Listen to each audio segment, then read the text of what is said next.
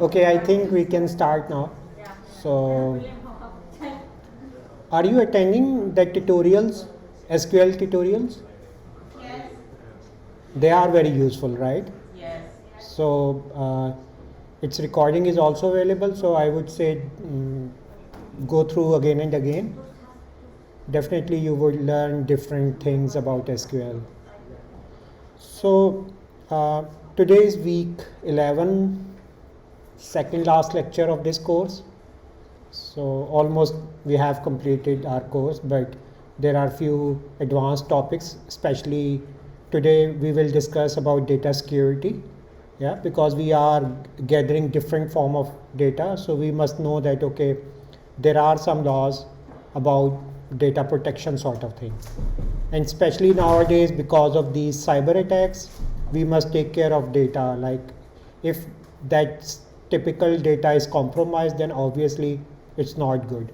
Okay, so today we will discuss the remaining part of the transactions. In the last week we discussed what are transactions, and what are the important properties of these transactions, right? And obviously transaction is just a set of different SQL queries, 2 3 4 SQL queries, and we have different properties, 4 properties, right? So in the first part we will discuss again transaction, its properties, concurrency, consistency of data. That's very important, because when you are working as a in real time environment or actual environment, obviously your customers would be adding or manipulating your data, and that data integrity requires this sort of thing, that data should be consistent everywhere at each platform, right?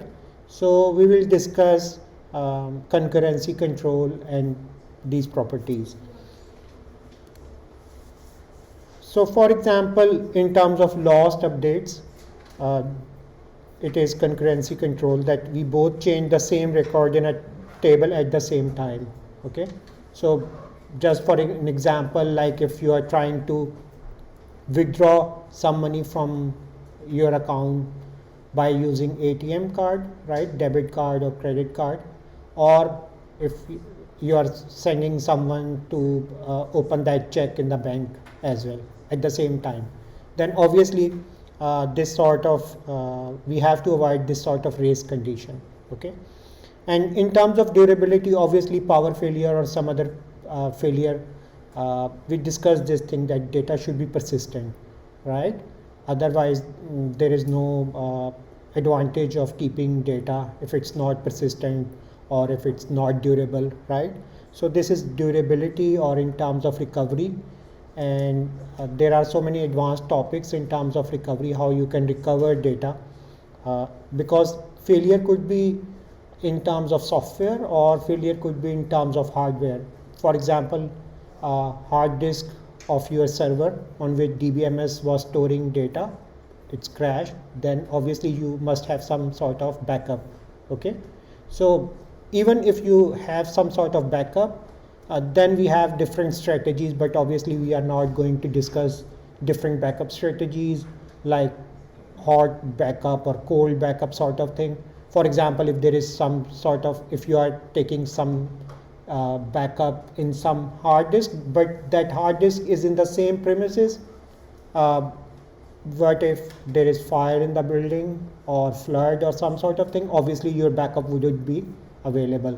So it must be some sort of remote, and it should be like in some distance from the actual machine. Okay, so we have different strategies, but we will definitely, you would get an advanced course in the next year as well about databases. So in that course, definitely you would be discussing different advanced types of databases. And have you heard the name of MongoDB? MongoDB database? No? MongoDB? No? Okay, it's quite famous, just like Oracle. Oracle is relational database, but that MongoDB is not relational. It's very easy to use. It's some sort of key value pair, and there is no schema, no ERD, no SQL queries. required for MongoDB. But obviously, it's quite famous nowadays because many people in the websites they are using MongoDB. So it's quite famous nowadays, MongoDB database. But definitely you would learn that MongoDB database in the next year course. Okay. So concurrency and recovery, obviously they are valuable properties of DBMS based on concept of transactions with ACID properties. So can anyone tell ACID properties? A stands for, you can see in your notes or if you have written or something.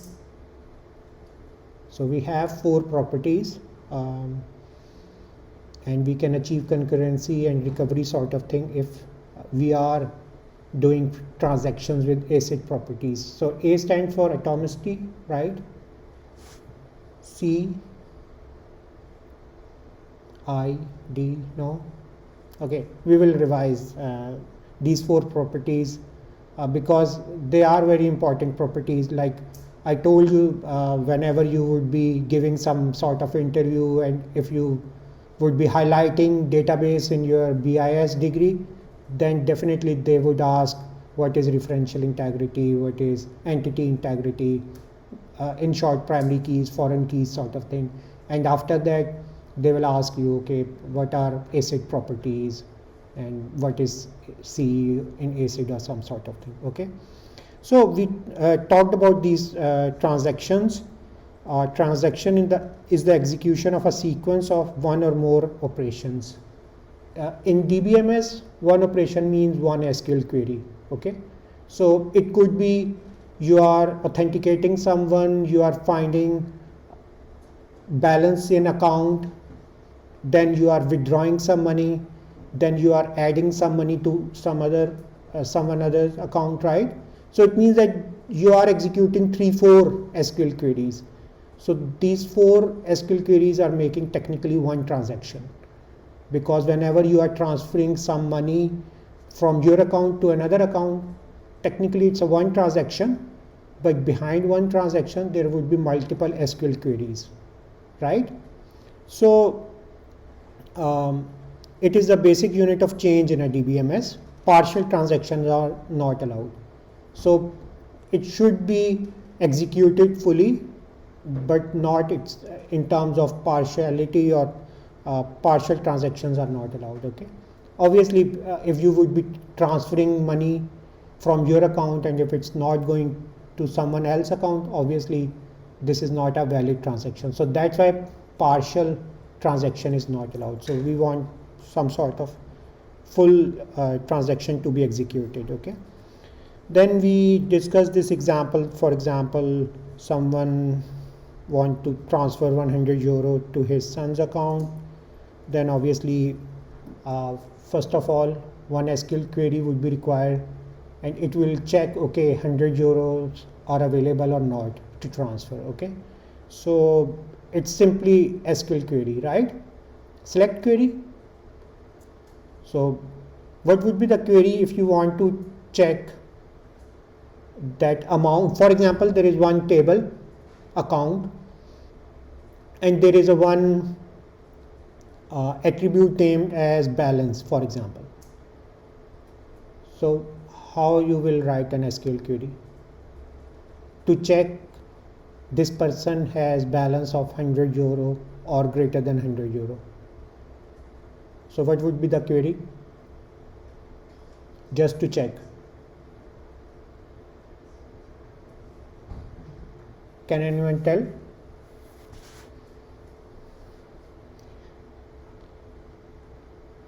For example, I have one table. One attribute name is account ID. Second attribute is balance. 2 attributes in this table. And if I am going to provide account ID is equals to 2319, for example, how I can check for 2319 balance is greater than or equals to 100?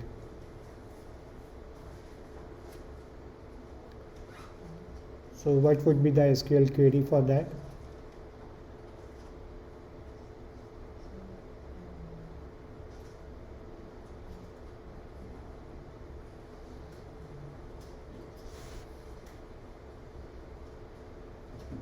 No? Yeah? Would you use the select, and then it would be from the types, and then set it to where the ID is equal to a certain number, Mm-hmm. followed by a comma, and then where their first name is equal to their first name, so we would bring that up specifically. Okay. And what's about how we can check balance is greater than or equals to 100? Actually, for DBMS, like above the DBMS, we would be executing SQL queries through some programming language in Java or in Python or C++ or in some other programming language, some interface, graphical user interface, right? So technically that graphical user interface would be calling DBMS SQL queries, and DBMS would be executing that SQL query and returning its result back to the graphical user interface. Okay, so when graphical user interface would be sending account number and balance amount to be checked, right? The query would be very simple. For example, select static from accounts where account ID is equal to 2319 and balance is greater than equals to symbol, right? Greater than and equals to 100, for example. If that query is successfully executed, it means that there would be some result set. Okay, there would be some data or there would be some output, and GUI can check if there is output. It means that this balance is there in particular account. Okay, so query is simple, like select static from accounts where account ID is equals to 2319 and balance is greater than equals to 100. Okay, so this is one SQL query. Then obviously we have to deduct 100 euro from his account. Now can select query can work, or we have to run some different SQL query? Who will tell?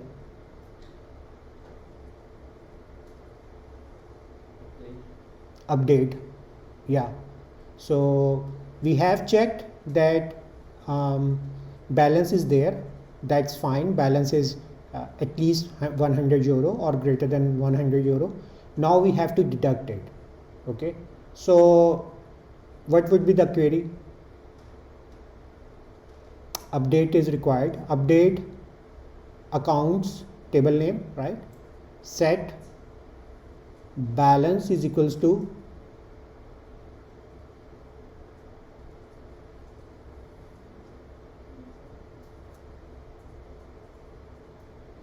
you are in database class, right? It's not some other course class, right?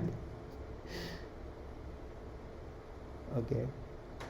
Before database class, we have history class in this auditorium. So I hope you are not history students. Okay. So what would be the query?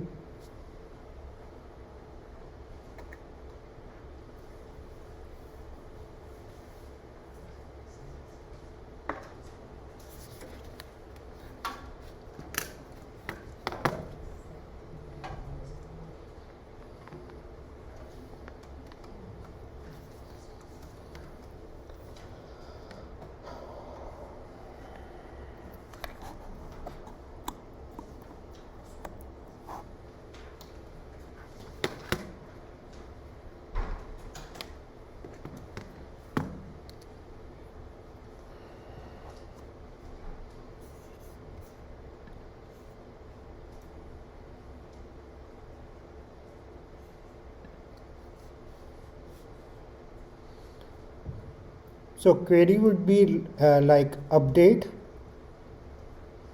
right?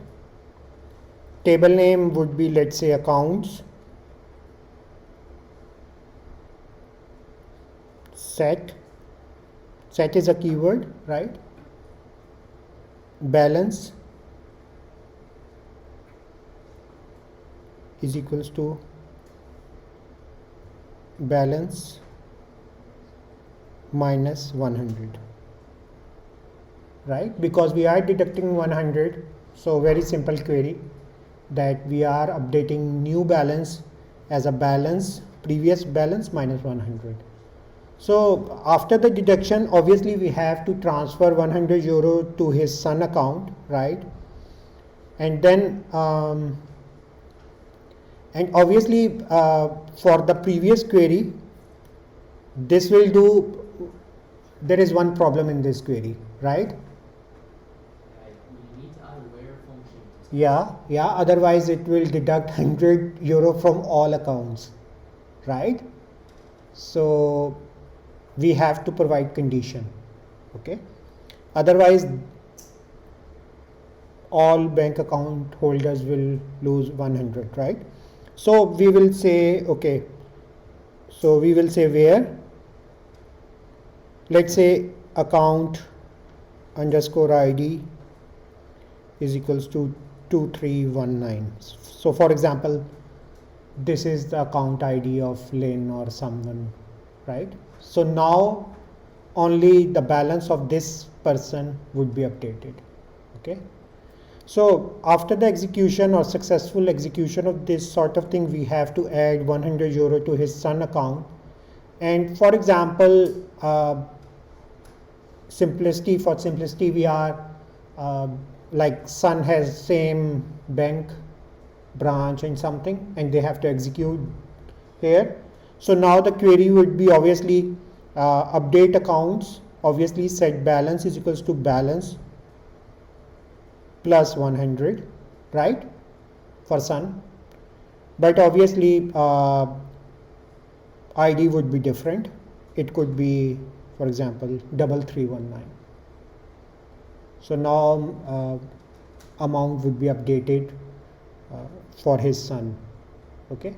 So you can see we have multiple SQL queries, and these multiple SQL queries are making one transaction. Got it? Simple? Or is it difficult? Very simple SQL queries, right? Whenever you require some information, you have to write an SQL query, and usually they are select statements, right? But if you want to modify data, obviously you require this update query. Or if you are inserting new record, obviously then you would be using insert SQL statements, right? So this correctness criteria, we have four things. A stands for atomicity. All actions in the transaction happen or none happen. We discussed this thing, okay? All of these four SQL queries should be executed successfully, otherwise none of them. We don't want to deduct money, but if it's not transferring to someone else's account, obviously we have to roll back that sort of thing, okay? So this is atomicity, all or nothing, in short. Consistency, if each transaction is consistent and the database starts consistent, then it ends up consistent, okay?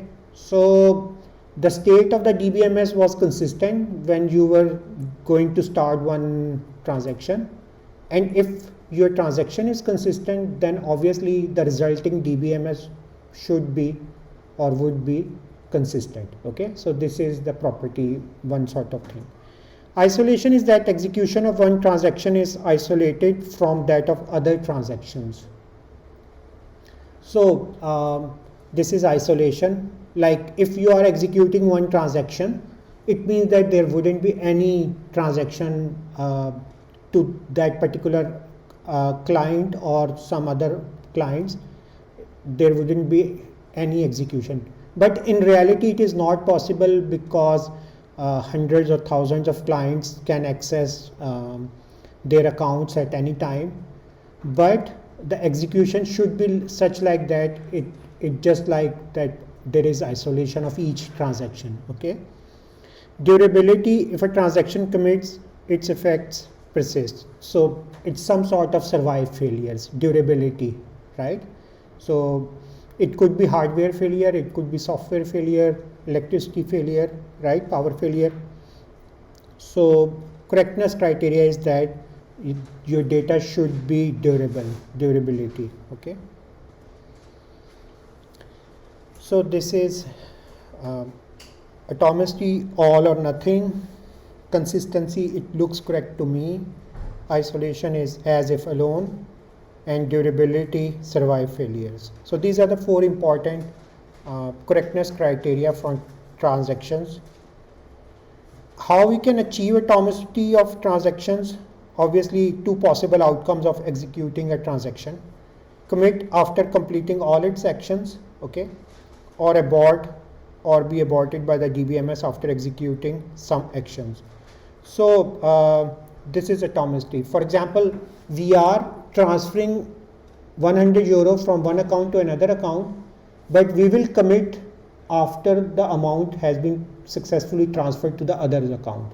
Okay, so this sort of thing will ensure that atomicity. Okay, or abort is that simply if, for example, if third SQL query is not successfully executed, then we have to abort first and second SQL queries as well. Okay, so for databases we have commit, rollback, keywords. So at the start of the transaction we can use these keywords and then commit at the end, or we can roll back if there is something error.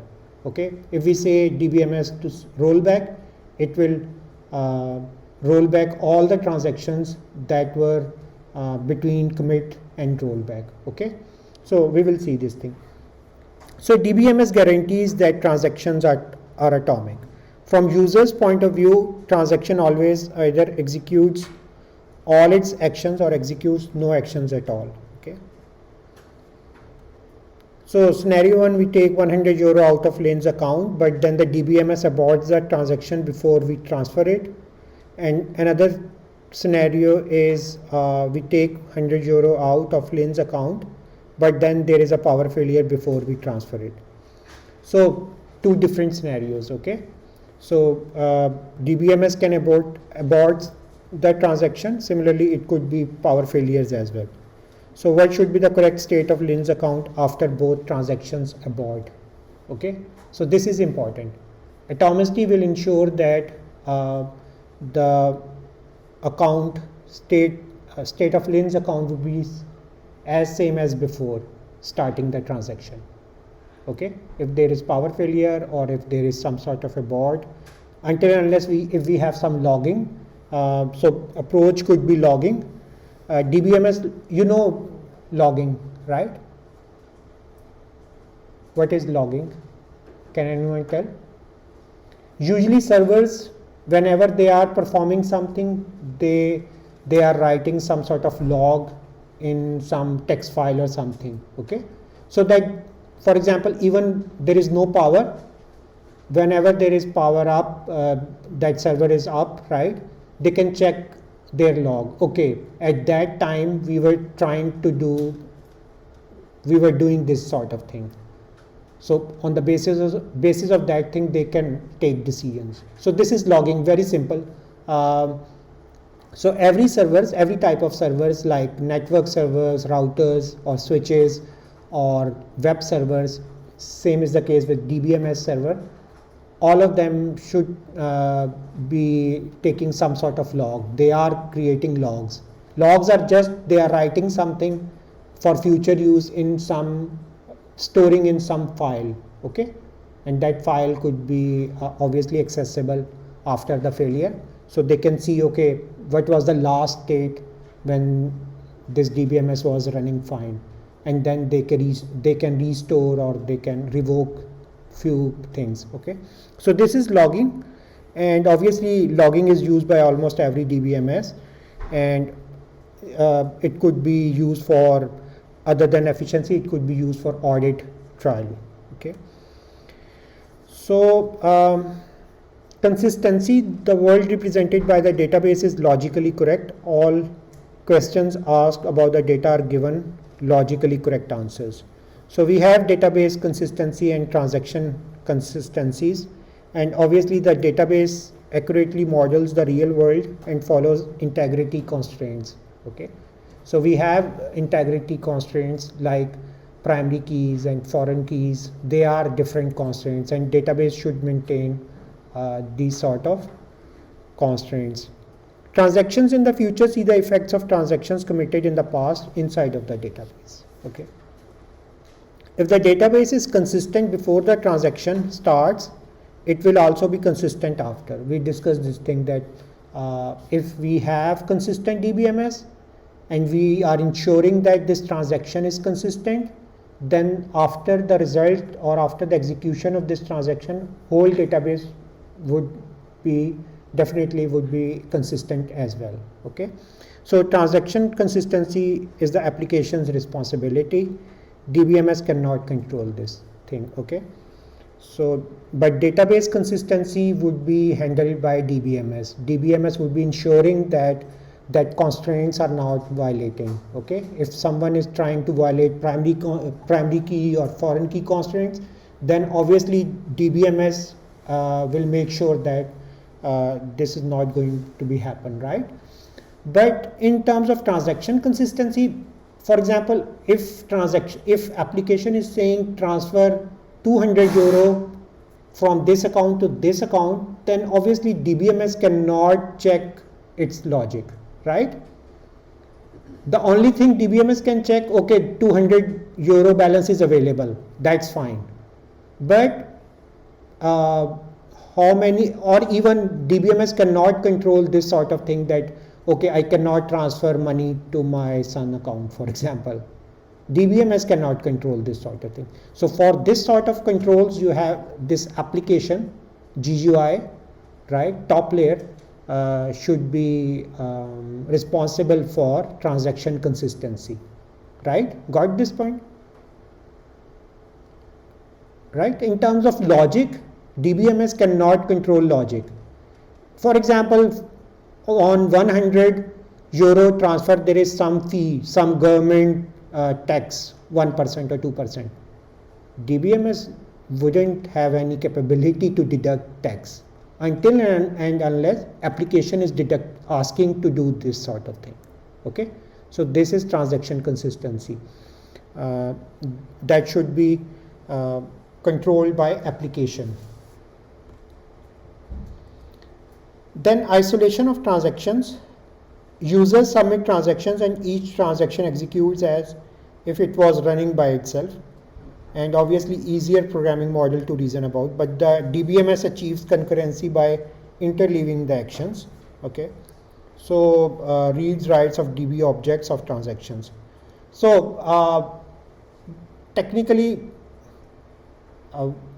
DBMS is doing, okay, for one transaction they are copying complete data for one transaction, changing it and then merging it with the actual data, and if there is no problem, then obviously merge would be successful. Same is the case with some other 10, 20 or 100 transactions. So just like you have one consistent data, take copy of it, make copy of it, make changes. If it's okay, then you can say that either you can delete previous copy, right? If it's not correct, obviously you have to delete your new copy. Okay, so by this way, this is isolation of transactions. And durability ensures that changes made to the database that are successfully committed will survive permanently even in the case of system failures. This ensures that the data within the database will not be corrupted by service outages, crashes, or some other cases of failures. Okay, so we have to ensure that our DBMS is, or our database is durable in terms of everything, like in terms of cyber attacks, in terms of service outages, hardware failures, software failures, right? So usually logging is very helpful. Like if we know that, okay, this was the last state that was consistent and we were trying to execute this statement or this transaction, then we can make decision, okay, what should be the next step to either we can revoke something or we can continue that sort of transaction. So durability is achieved through the use of change logs that are referenced when databases are restarted. Okay, so logging is important. Change log is the same thing.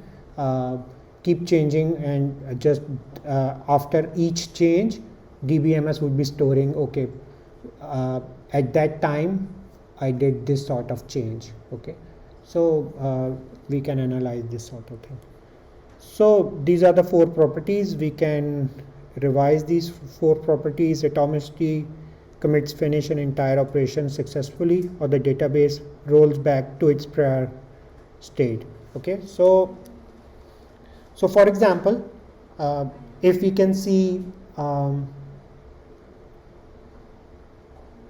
set of different transactions one by one, so DBMS have to execute these transactions one by one, and obviously for example, if this is a complete transaction, after the transaction in SQL we have a keyword commit. Okay, so then obviously we would have different transactions. For example, here there is some sort of abort, or there's sort of some problem that this transaction, this SQL statement cannot be executed, right?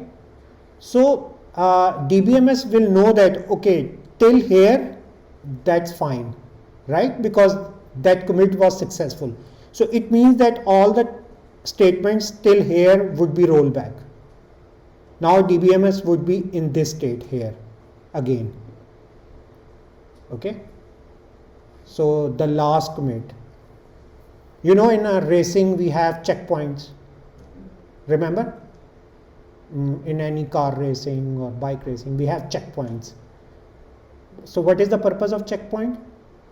That at least organizers can know that, okay, this person has reached this checkpoint. Okay, and if there was some problem, they can say that, okay, we are confirmed that this person crossed this checkpoint, but there is some issue between this checkpoint, and because for the next checkpoint there is no entry or something, then they can see, okay.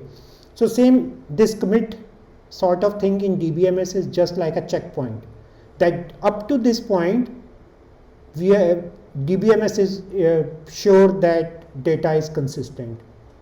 So if there is something like happening here, aborting or something, then it means that we have to roll back these statements.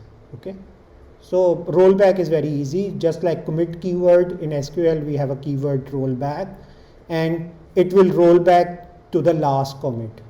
Okay, so that's very easy to make sure that transactions are consistent and following these properties. So this is atomicity, consistency. Any change maintains data integrity or is cancelled completely. Isolation, any read or write will not be impacted by other read or write of separate transactions. Durability is successful commits will survive permanently. Okay, this sort of thing is durability. So if you have any question, you can ask about ACID properties. So we have capability of commit, rollback sort of thing. They are SQL keywords. Okay, so commit is just like a checkpoint. If your database has crossed that commit point, it means that till here it's totally fine, data is consistent. But if there is something issue after 2-3 SQL queries, then it will go or roll back to the commit point. It will roll back all the queries in between that are coming up between commit and abort, right? So by this way, DBMS can maintain database consistency. Okay.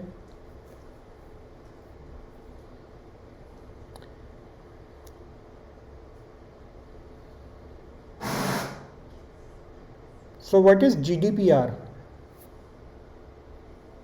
Have you heard this word GDPR? It's not related to this ACID, separate thing.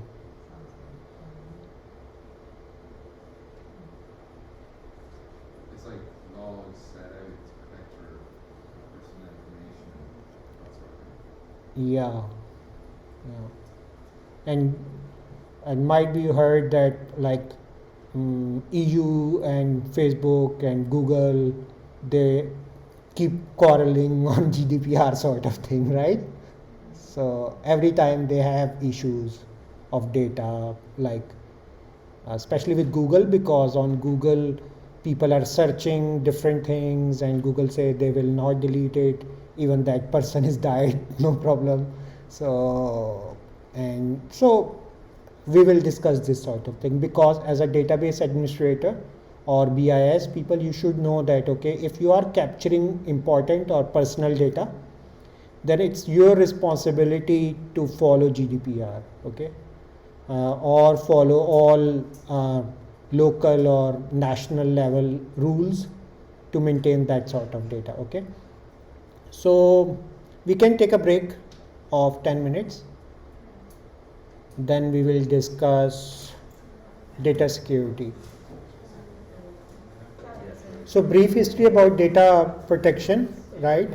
So like obviously we are not going to remember each and every year, but we should know that okay, countries, or especially Ireland, is working from 1988 to protect data, right?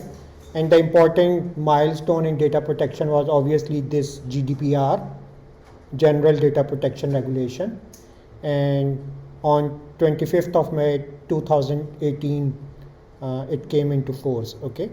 So first of all, what is data protection? And obviously data protection is about an individual's fundamental right to privacy, okay. This is very important, because as a database designer or database administrator or controller or BIS people, obviously information systems would definitely contain data that would be this sort of may have privacy issues, okay. So when an individual gives their personal data to an organization, obviously the recipient has a duty to keep these details private and safe. This is very important, okay. And this data protection governs the way in which we deal with personal information. So mechanism for safeguarding privacy rights of individuals in relation to the processing of their personal data upholds rights, enforces obligations, overseen by Office of the Data Protection Commissioner, DPC, who has significantly increased powers. So personal data definition according to GDPR definition is that any information relating to an identified or identifiable natural person, data subject, we call this as data subject. So it could be directly or indirectly identified as a name or an identification number, location data, an online identifier, or to one or more factors specific to physical, psychological, or genetic, mental, economic, cultural, or social identity of that natural person, okay. So if we are getting this sort of data, and obviously this would be special categories of personal data we will discuss.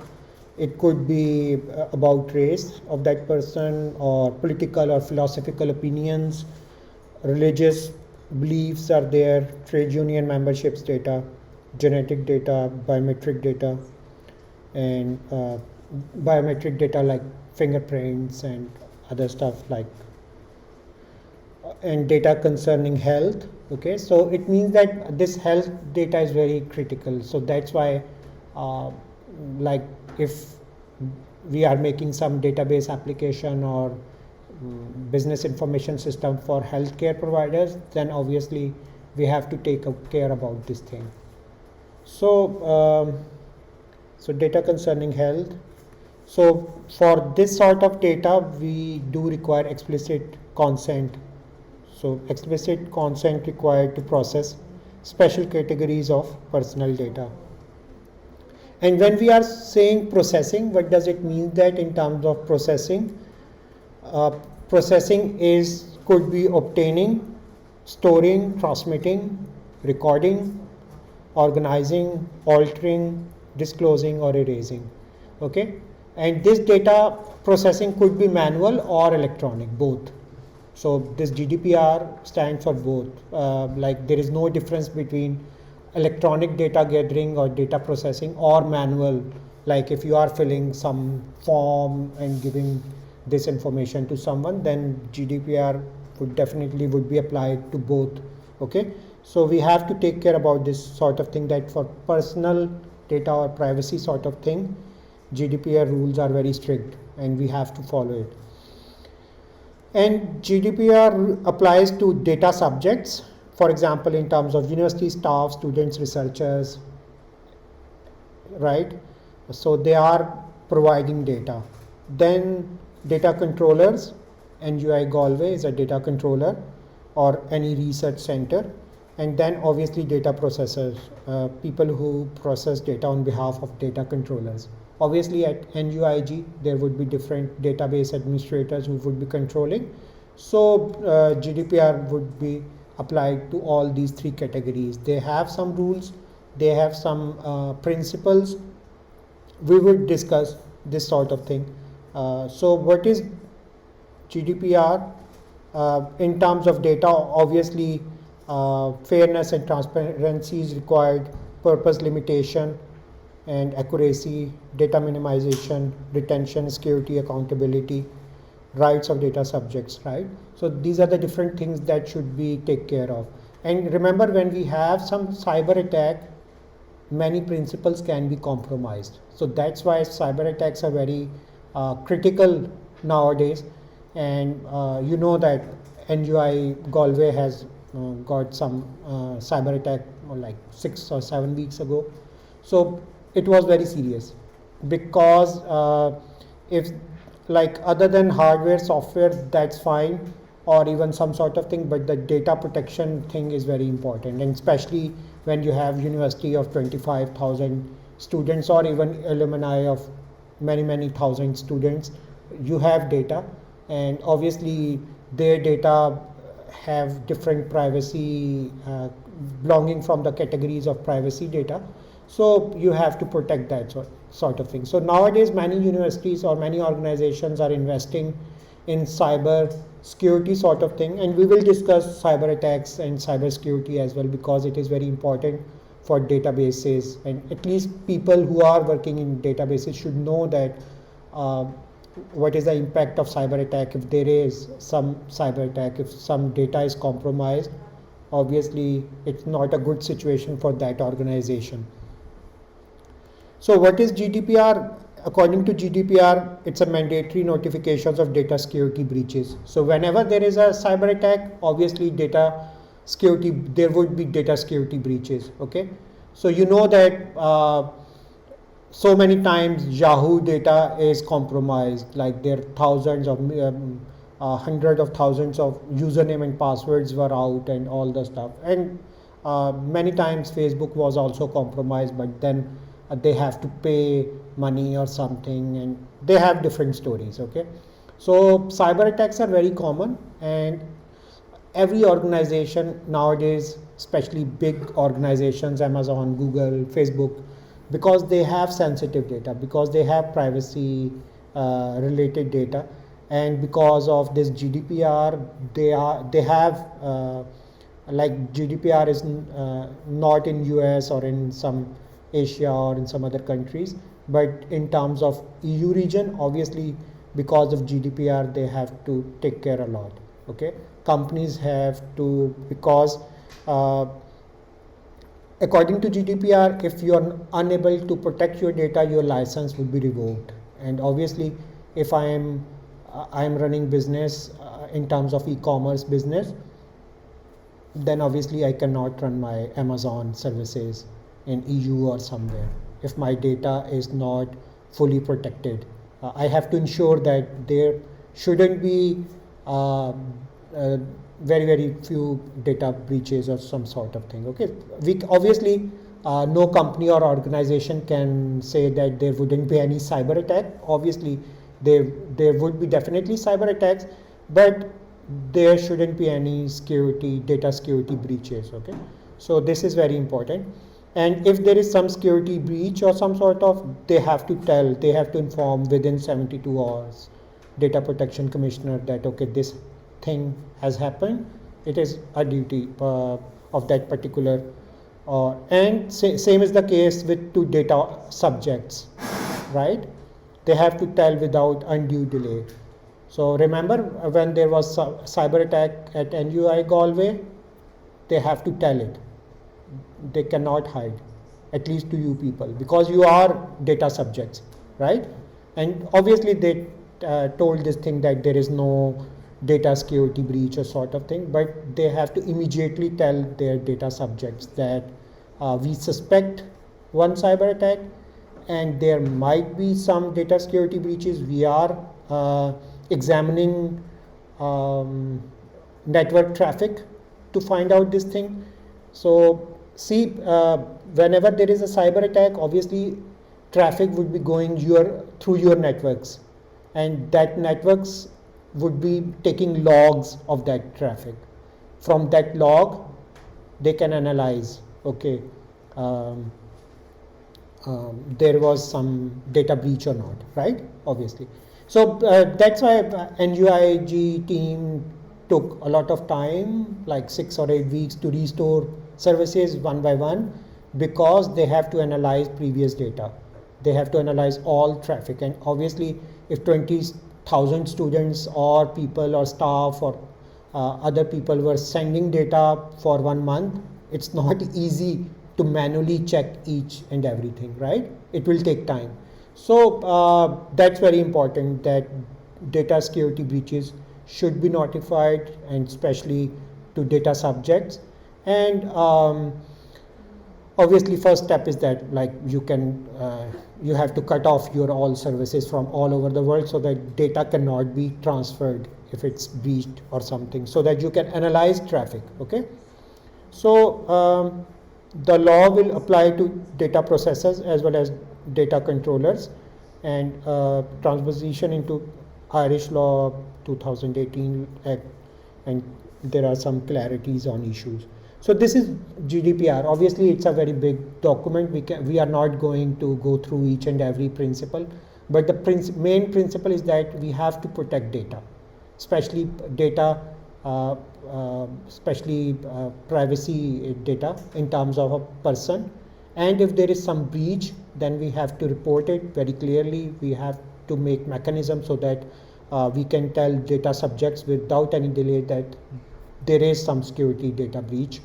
And obviously we have to make some mechanism that in terms of cyber attacks, this data should be protected. Okay, is it clear? So yeah, so for organizations, if they are not following GDPR sort of thing, their licenses or their different sort of things would be revoked, and obviously they couldn't function. For example, if one university is not following GDPR and there are so many data security breaches, obviously if government or GDPR people would say that you cannot take students' data, then how is it possible that they would be enrolling someone or taking exams of someone, right? So it's very important that in terms of data collection is not difficult nowadays, but the data protection is very, very difficult. And cyber security is a very promising career in terms of future. So even you can think about that sort of thing, like if you have interest in data protection sort of thing, or cyber security or networks, then definitely this cyber security is a very good field to pursue. So in cyber attacks we have different threats. So we will quickly go through these threats. Obviously we don't have direct connection, database people wouldn't have any direct connection with cyber attack sort of thing, but as a database people you should know that these sort of different threats like viruses, worms, or Trojan horses, logic bombs, social engineering, rootkits, botnets, or zombies.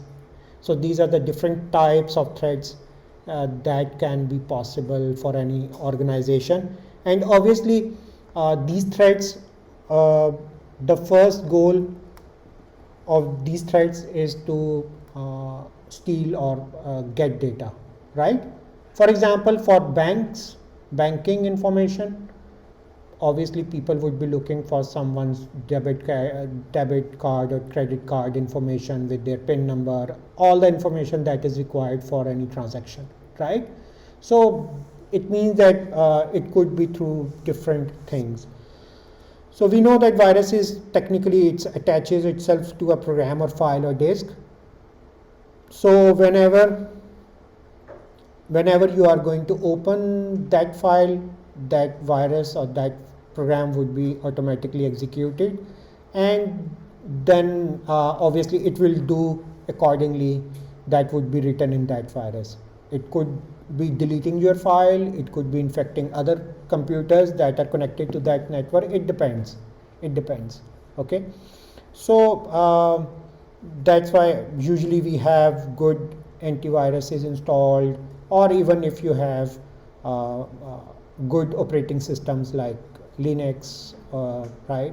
So obviously they would have less threats as compared to Windows operating system, right? So these are the viruses. Worms, independent program that replicates itself and sends copies from computer to computer across network connections.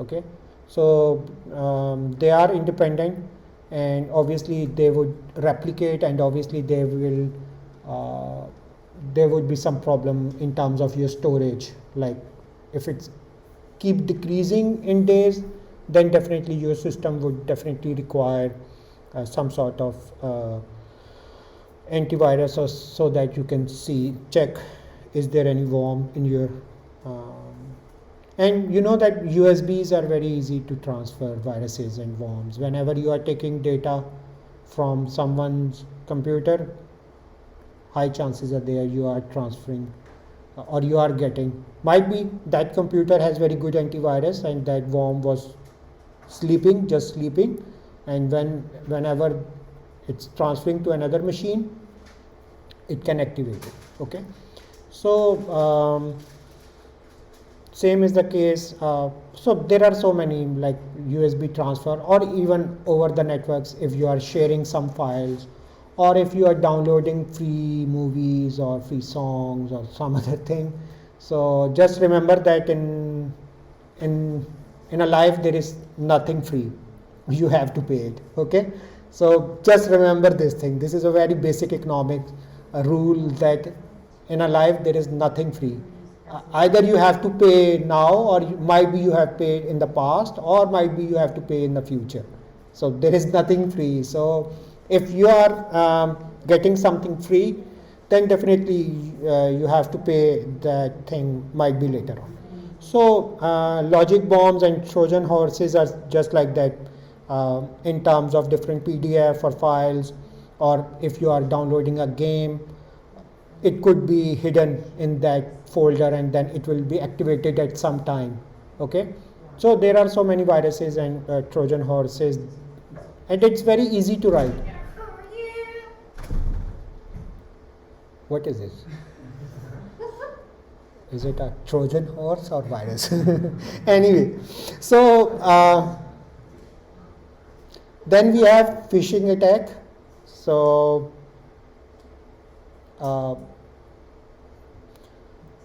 for example, do you have any experience of any phishing attack? Yeah. What was that? On farm, Okay. like the attempts. Yeah, it could be just like very similar message from your instructor that there wouldn't be any class tomorrow, but obviously it was not from your instructor, from someone else. Or it could be just like phishing attacks are very easy to launch, and if you are launching this phishing attack to 10,000 people and even 20 or 50 people are trapped in that attack, it's a win-win situation, right? For example, I can buy a domain of facebook.com, but spelling mistake of Facebook. Instead of double OK book, I authorized, or I got one Facebook cebok.com, right? And it do happen that sometimes you are typing and forgetting one O or EA or common mistakes, right? So what it will do, I will make a same interface for Facebook. I will put on fake facebook.com, and there would be login and password field.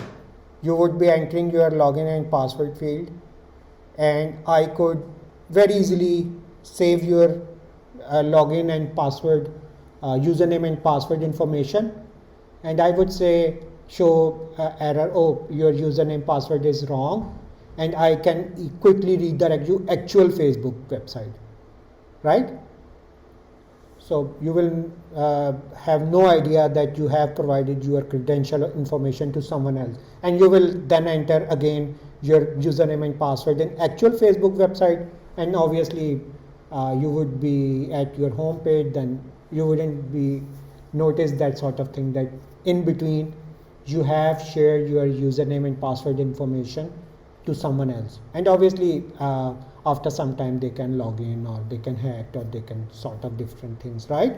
So these are the this sort of attacks are phishing attacks. It could be for example, same email that you were getting from Amazon or AIB Bank, and same email, but obviously coming from different email address. And you know that in email address you can change title very easily, but the actual email address would be different. Title could be, for example, President NUIG, for example, but actual email address was abc@xyz.com, and you would be getting, okay, email format is same, just NUIG, okay, English and Irish version, and you wouldn't have any idea that this email was not sent by president or someone else, or HOD or instructor, right? So these are the phishing attacks, and obviously as a database administrator or something, you have to take care of this sort of thing, so that the data would be okay. So botnets are there, compromised zombies, just like zombies, right?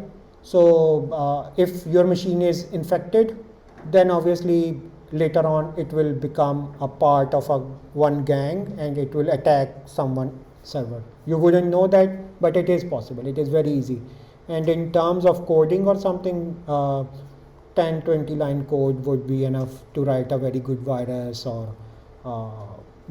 even more than 5-6 lines are enough. So there are so many cases. You know that yeah. Is it Python they use for this? It depends. Usually low level script languages, low level, or it depends. But like, if I'm, for example, if try to write a code that just it will annoy you, for example, every 10 minutes it will restart your computer.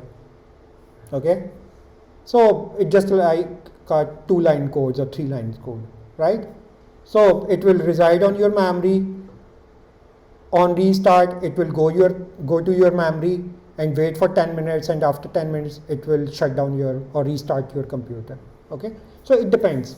So programming usually it could be any language, but obviously they are very easy to call. Okay, so same is the case man in the middle attack. Just remember that when you are transferring your data over the internet, it's shared, link is shared, right? For example, this is a Wi-Fi router, and all of you are connected to this or this or this or any Wi-Fi router. So all the traffic that you would be sending through your laptop to this router, I can easily read. Okay, there is no problem. There are so many free softwares. At least I can know, okay, this person is surfing this website. Until and unless your data is encrypted, usually username, password, or credential information is usually encrypted. I cannot decrypt it easily. But if it's not encrypted, then I can easily read, okay, this person is sending data. Or even man in the middle attack sort of thing is that I can tell web server that I'm a this person. So I can break this link, and as a for victim I can tell I am your server, send me your username and password. Okay, this is possible. So we have to take care about this vulnerability of networks, that networks are shared and they are not made for some sort of security purposes. They were initially made on a good faith sort of thing, that people wouldn't be interfering in each other's communication, and communication would always be based on trusted partners. But it is not possible. Your optical fiber is running through from Australia to US, or from New Zealand to Indonesia or some other countries, or even your satellite connections are everywhere. So it means that it's going to different hops and different things. So anyone can steal data in between, right? So you have to take care about your data while transmitting data over the internet. So same is the case with rootkit. You can install different softwares that can make log of your keyboard, and obviously if someone is logging my keys, they can get all my passwords very easily, right? Because if I'm going to enter Google or gmail.com, then obviously I would be entering, next part would be entering, I would be entering my username and password, or some other username password sort of thing. So this is rootkit. So we have to identify security compromises, and there are many examples of security compromises. But the important thing is that stolen laptop. Like in US, there is one stolen every 53 seconds. So if you have data, and if it's stole, obviously, then you have to, and 97% never recovered. Okay. So similarly, there are different security compromises in terms of data, in terms of hardware and software, and you have to take care about this thing. Same is the case with malware detection, that if it could change your browser or home page, start page, different sort of thing, right? So we can ensure, even if we are managing DBMS only, it means that we are managing, or we are running one machine. Then on that machine, obviously, we have to take care of hardware based firewalls, right? Or operating system based firewalls, right? OS firewalls, right? So on computers, every process needs port number to communicate with other side. Okay, so port numbers are just logical ports. So the easiest way to secure your computer is to close all ports that are not required. Okay, so ports are just windows or doors. If all the doors are closed, obviously no one can get into that auditorium or room, right?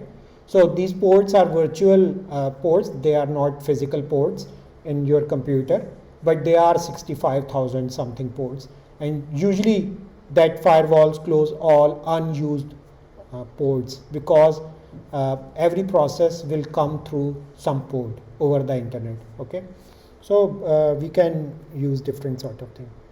So similarly, we can install front end or host based firewalls, but it depends. Same is the case. Always try to keep your updated operating system. It's very important. So because especially for Windows case, they do know that, okay, this patch is important to secure operating system. So try to update even Apple updates or some sort of Windows updates. Always use strong passwords. Make passwords easy to remember, but obviously hard to guess. Be at least 10 characters in length, and obviously it would be combination of uppercase and lowercase English words, right? And it should contain some numbers and non-alphanumeric special characters. Okay, so it would be a good practice, especially obviously this practice is for your DBMS running server or sort of thing, but it could be applicable to your personal laptop as well. Okay, you know, you can find top 20 or 30,000 passwords of the world, people. No? In one course, I tried that list, obviously by taking explicit consent from students, and around 60% passwords were compromised by that list. So it's very easy. Okay, like there are so many lists freely available, like top 20 or top 100 or top 200 passwords that people are using or putting for different sort of thing, and you can just try one by one for different one. So 50-60% chances are there that at least 50-60% people would be using that top 1000 or 5000 passwords. So your password shouldn't be come in that list. Okay, and it's very easy, because if you are changing one good character, then that's fine. So must not contain user's name or part of the user's name. So same is the case with your family, birthday or children name or addresses. It's very easy to guess. Okay, and obviously never use admin, root administrator or a default account or password for administrative access. So good practice is that even for your personal laptop, you should have one sort of administrative account and one sort of restrictive account, and for daily use you should be using your restrictive account. Okay, so whenever you require some sort of administrative thing, just re-log into your administrative account, install something and come back to your restrictive account. That would be very good practice. It could be, so that your credentials wouldn't be compromised, especially if it's compromised, it wouldn't be administrative credentials, it would be some sort of restricted user. Okay, so any question? This is the end of week 11.